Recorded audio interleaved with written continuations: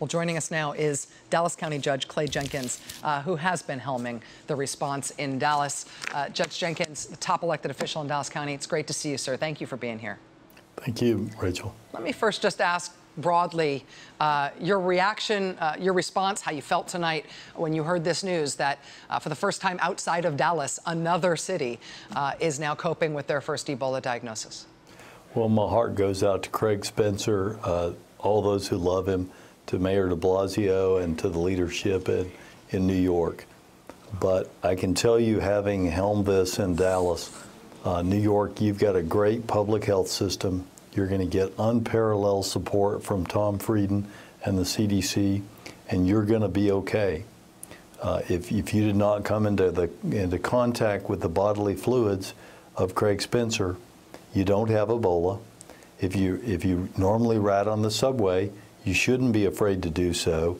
Ebola can only live in bodily fluids for 2 to 4 hours outside the body, and there's no evidence at all that Dr. Spencer, who's a physician and accurately reported his symptoms, lost any bodily fluids before being isolated by the health officials.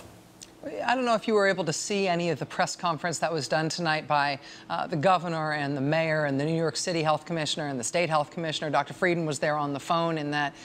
But there's obviously been a big public communications effort to be very clear about those things that you just said. New York Mayor de Blasio tonight said, if you have not come into contact with the bodily fluids of an Ebola patient, you are not at risk for Ebola. That was reflected over and over again from every different angle from all of those officials. Is there any advice that you can give from your experience in Dallas, and you having tried to be so clear with people about what was a real risk and what wasn't, and why to stay calm and how to be compassionate in the face of fear?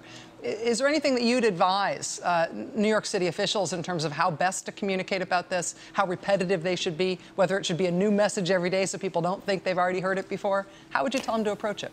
I think repetition is key, and empowering all of your community leaders, whether they be school district leadership, clergy, block captains, leaders in all industries and from all walks of life, to get that message out peer-to-peer and door-to-door, because you're fighting two things.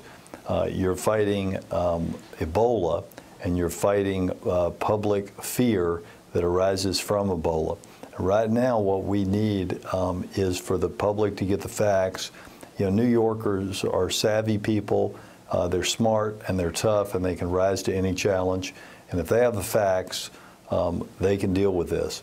Those public health disease detectives have to hit the ground running, find every person who's had any contact, get his subway card, check all of those various things out, cast a broad net of disease contacts.